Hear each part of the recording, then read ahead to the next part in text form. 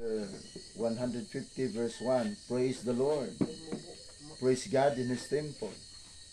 Praise His strength in heaven. Praise Him for the mighty things He has done. Praise His supreme greatness.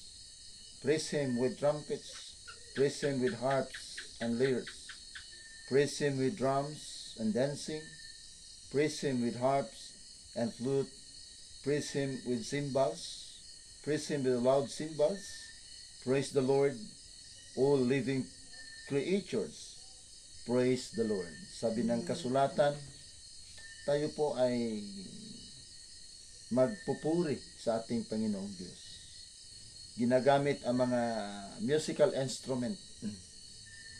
Kasi nandito sa banal na kasulatan, sa salita ng Panginoong Diyos, mayroon talagang pagpupuri.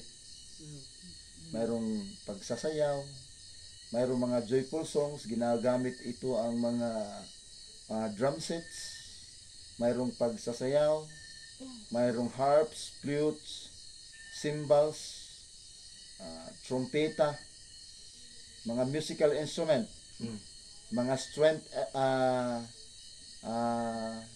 instrument. No? So, dito sa banal na kasulatan, God invite us according to His word to serve, to praise Him, pagpupuri sa Kanya. Kaya nga ang Panginoong Diyos maraming mga binigay na mga obligasyon doon sa Kanyang mga tao, maraming mga gawaing spiritual sa Kanyang mga tao, sa Kanyang mga anak. Doon sa panahon ni Moses, mayroong iba't ibang klaseng mga pista, maliban sa full moon, kasi ang full moon, isa itong regular service, banal na pagsamba. Yung full moon, ang unang araw ng isang buwan, sa isang buwan, magsimula ang unang araw sa full moon. Amen? Magsimula doon ang unang araw sa full moon. Diyan sa unang araw na full moon, diyan ka magsimula na magbilang hanggang umabot ng ikapitong araw. At sa ikapitong araw, yan ang totoong Sabbath day ng Panginoon. Hindi every Saturday Sabbath day, hindi every Sunday Sabbath day. Kasi sa isang buwan, isa lang ang Sabbath day. Mayroong ibang sinasabing Sabbath sa Biblia, yung weekly Sabbath, hindi yan regular Sabbath day. Tinatawag yan sa Bible na Sabaton.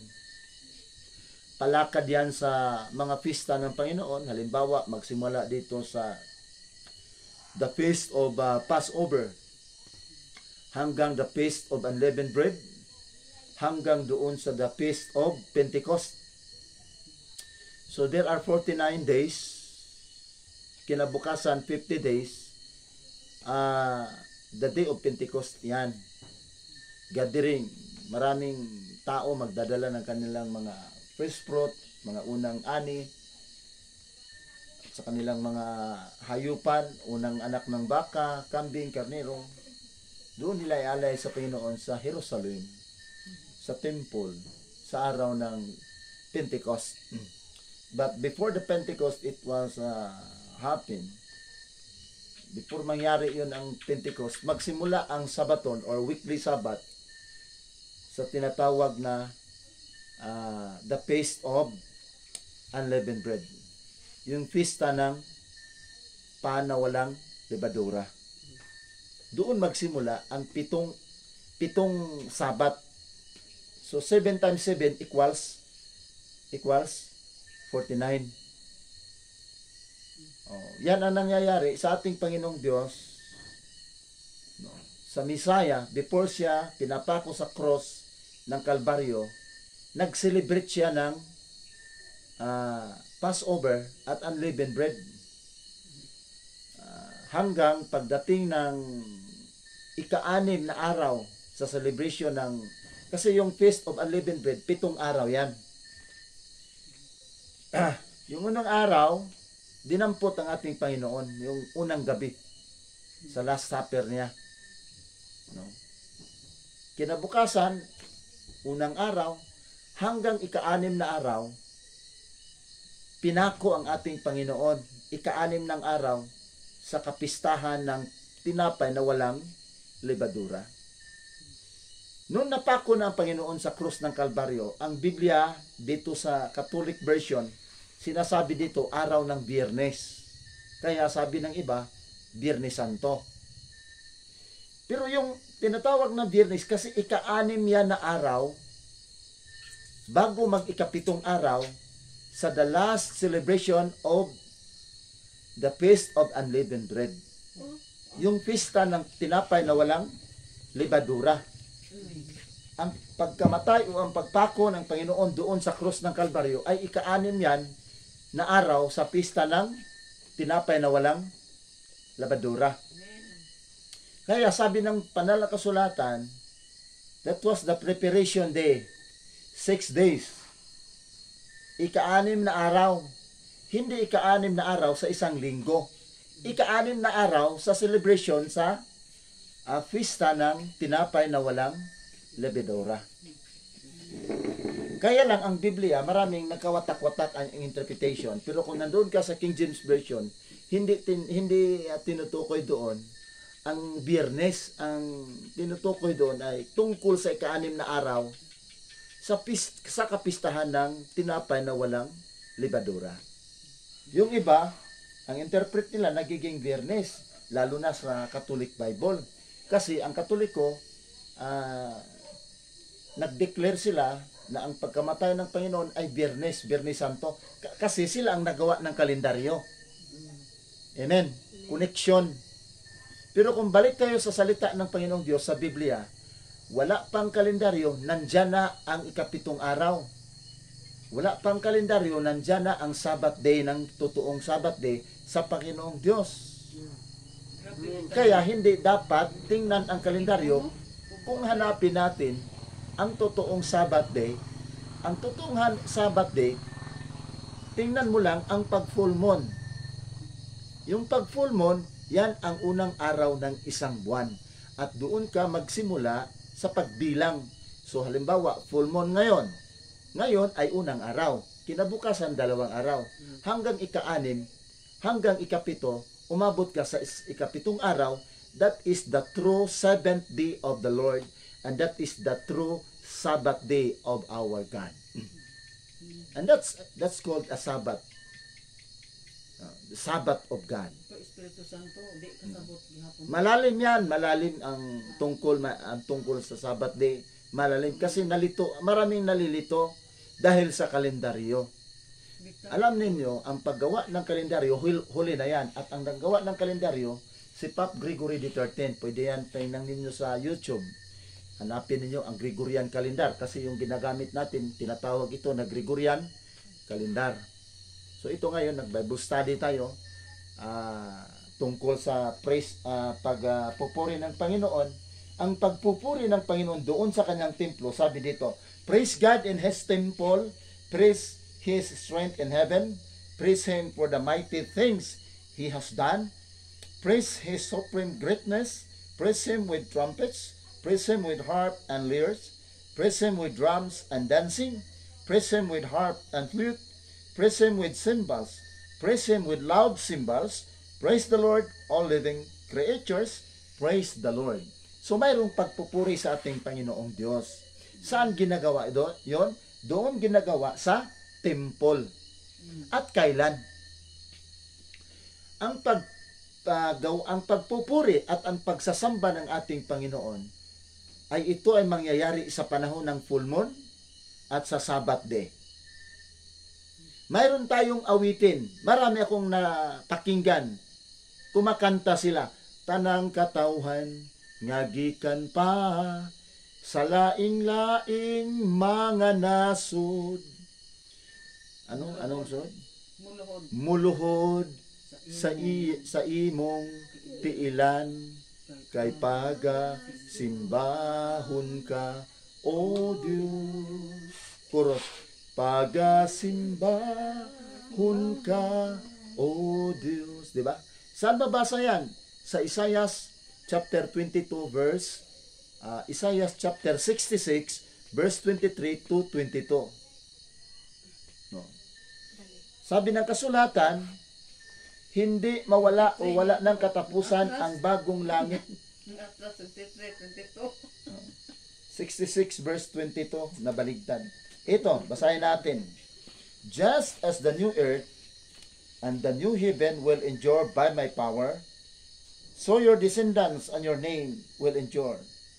On every new moon festival. Ano ba itong new moon festival? Ito ang tinatawag na full moon. In the book of Psalms, chapter 81, verse 3. Doon mo makikita na ang new moon, tinatawag yan full moon or the full of the moon. No? Sa Salmo 81, 3 hanggang 4, doon mo mababasa na ang new moon, tinatawag, in other words, full of the moon. No? Full of the moon. Basahin muna natin ang Salmo para medyo may connection tayo. Balikan natin ito ang Isaiah 66, 23, 22 hanggang 24. O sige. Sa Salmo 81 verse 3. Blew the trumpet for the feast. Blew the trumpet for the feast. When the moon is new. When the moon is new. Ang ibig sabihin dito, when the moon is new, when the month is begin. When the month is new. Sabi dito, when the moon is new, and when the moon is full. When the moon is full, ibig sabihin, full moon. Dito tayo sa Bisaya. Tingnan natin sa Bisaya. Salmo 81, versikulo 3 hanggang 4. Patinguga ang trumpita alang sa pangilin. Inig subang sa bulan. Inig takdol ni ini. Ano ba ibig sabihin ng takdol? No? Dito sa Biblia, takdol ni ini. Tibuok. Or in other words, full moon. So itong full moon, mayroong pagsasamba according to the book of Nehemiah chapter 10. May pagsasamba sila sa panahon ng full moon. No. In the book of Nehemiah, basahan naman na maraming bersikulo sa full moon, ang daming verses. Yung iba sabi nila walang bersikulo, ang daming bersikulo. Kaya nga kung ng mga tao nagkasala sa ating Panginoong Diyos, kung nagkasala sila, gusto sa Panginoong Diyos ihinto yung Sabbath day. Hindi lang Sabbath day ang ipahinto sa Panginoon, pati yung full moon celebration. Ipahinto yan. Pati yung mga festival, ipahinto sa Panginoon. Kasi walang kabuluhan ang pagsamba sa Kanya kung ang tao ay doon sumasampalataya ng mga Diyos-Diyos. Yun ang pinaka-kaaway ng Panginoon, ang pagsamba ng Diyos-Diyos. Okay, tingnan natin. Nehemiah chapter 10 verse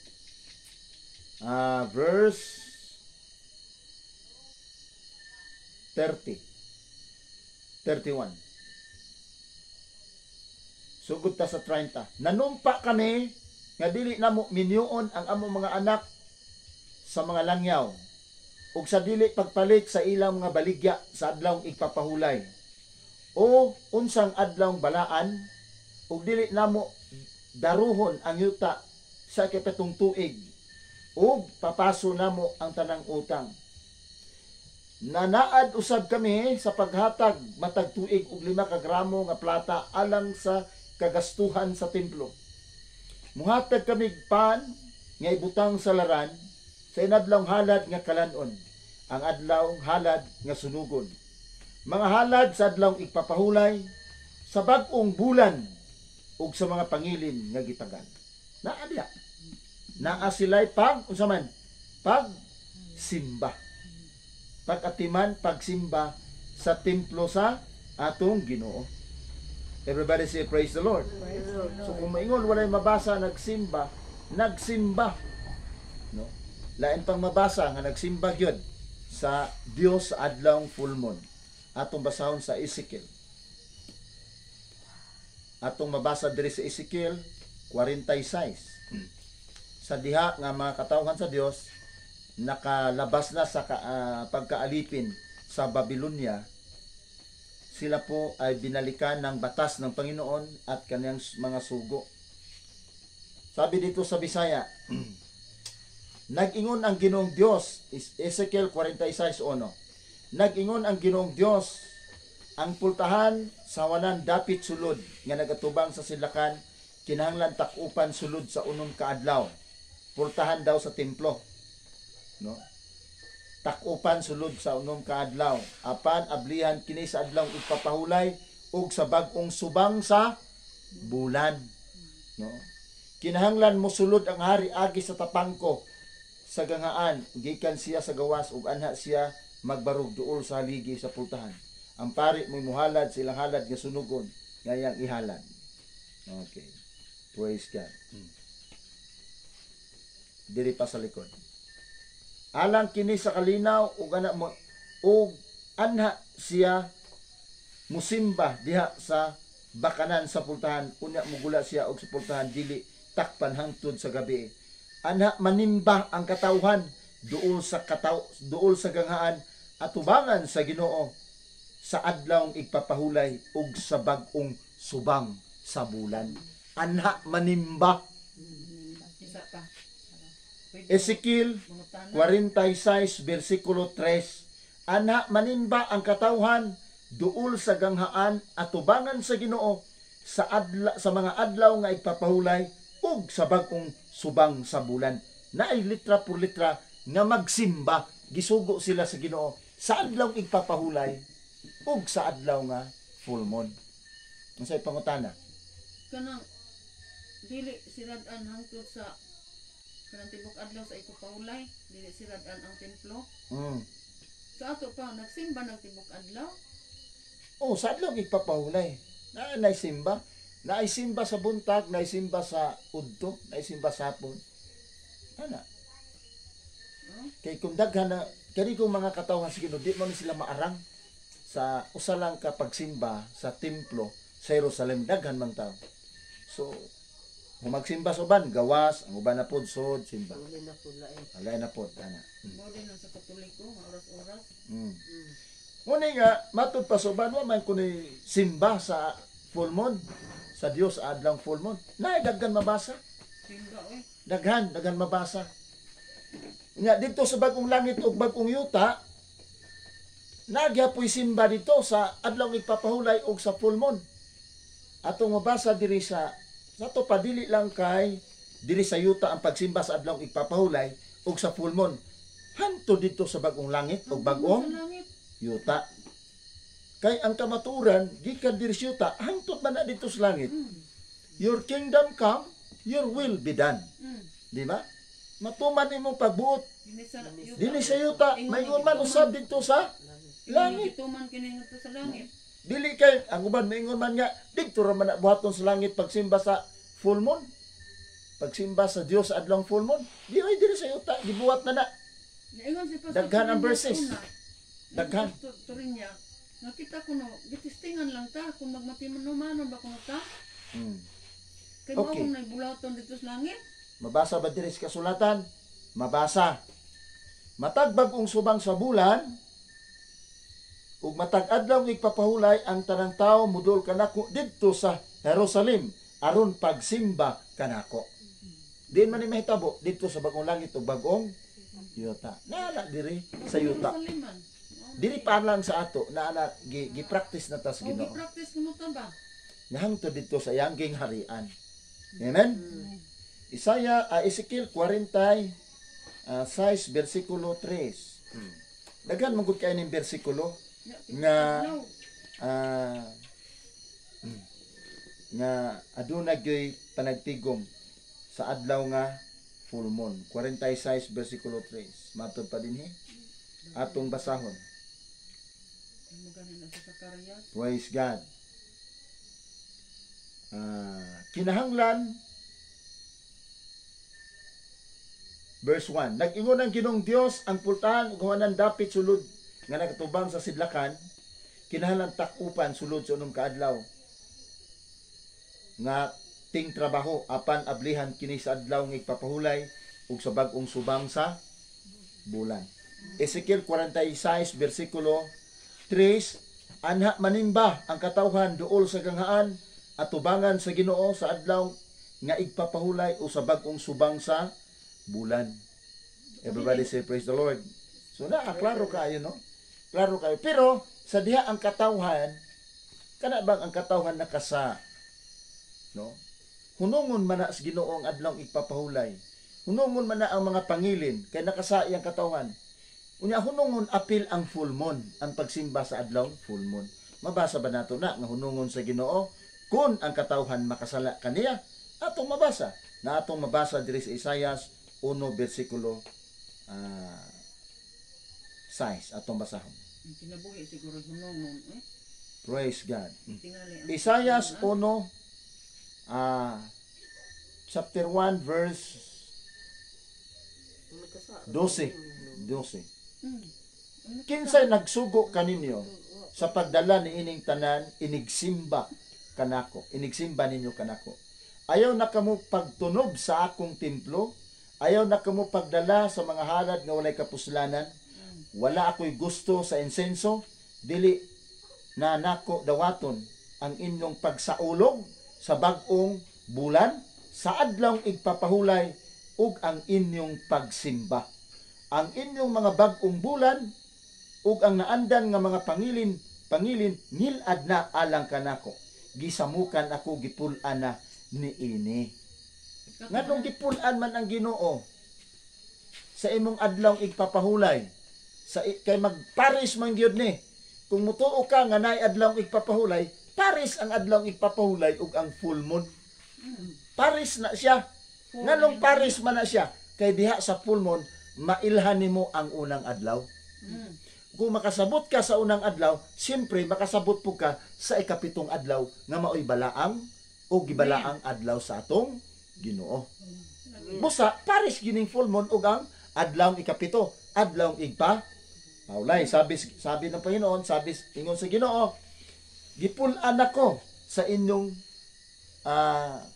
mga halad, no? Ang inyong pagsaulog sa bagong bulan ug sa adlaw igpapahulay gipulan ako.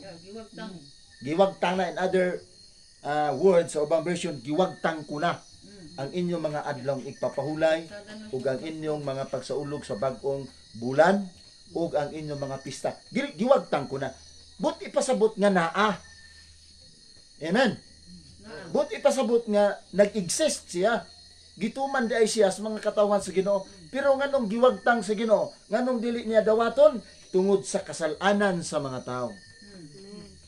Nahitabo man pud dito kang Gomer, dito sa Uzias. No? Sa panahon. Pagsimba og Dios. Muni ang number 1 nilang sa sumas kasulatan. No. Arita sa Uzias 2:11. Sa diha nga ang katawhan napasaylo na unta to, gibalikan sila sa adlaw igpapahulay didto sa Nehemias 9 ug hantod sa Nehemias 10, giuli ang adlaw igpapahulay. Unya giuli pod ang ilang full moon, nangalagad sila. Nabalik na pod sila pagpakasala, nauli po na pod sila sa Assyria, sa Syria. Pagkauli po nila, gihimong simbolo ang asawa ni Osea, no? Ni Osea, nahimong demonstration ang iyang asawa ngadto sa katawan sa Dios. Suma sa Osea 2:11 atong basahon. Ug hunungon ko ang tanan niyang kalipay. Niyang ambot ipasabot niyang usa ka nasod nga mao ang mga Israelita. Ang iyang mga pangilin, mga bagong subang sa bulan, mga adlaw igpapahulay ug nga gitagal niya nga mga pangilin. Unsa day? Gihunong sa Ginoo. Ang adlaw igpapahulay, ang mga pista ug ang mga pagsaulog sa bagong subang sa bulan. Sa ato pa usa ka bakat nga pagpamatuod nga way pagsimba sa adlaw nga full moon. Naay panagtigom. No? Kay pares ang adlaw igpapahulay ug ang full moon. Kay di ka makakaplag sa ikapitong adlaw kundi ka makasabot sa unang adlaw. So daghan ang bersikulo no, napay daghan kaayo nga mga verses nini nga atong giandam just in case kung dunay debate, just in case kung dunay mga sharing, natay daghan kayong maukay nga mga verses. Amen. Gani si David makigsalo unta si Haring Saul ngadto kang David sa adlaw sa unang buwan o unang adlaw sa buwan nga mao ang full moon. Isa ng hari sa ulog. Na kay gihunong naman lagi na lagi. Unya kay gihunong ang rason suban gihunong naman. Kung gihunong ang full moon, pati ang adlaw igpapahulay gihunong. Pero kung maingon ka nga nagpadayon ang adlaw igpapahulay, nagpadayon po ng full moon kay Paris na siya. Everybody say praise the Lord. So sa banal na kasulatan nabasa natin kanina na mayroong pagpupuri sa ating Panginoong Diyos sa loob sa kanyang temple. Kailan? Sa oras ng full moon o sa araw ng full moon, sa araw ng Sabbath day, sa araw ng kanyang mga pangilin. Amen. Yun ang totoong pagsamba, ang mga schedule. Kasi yung ibang mga pastor, nagawa sila ng mga schedule, fellowship, tinatawag pa nila yung itong iba, tinatawag nila na Thanksgiving. No? Yung Thanksgiving, kailan yan mangyari? Kasi nandyan yan sa Biblia.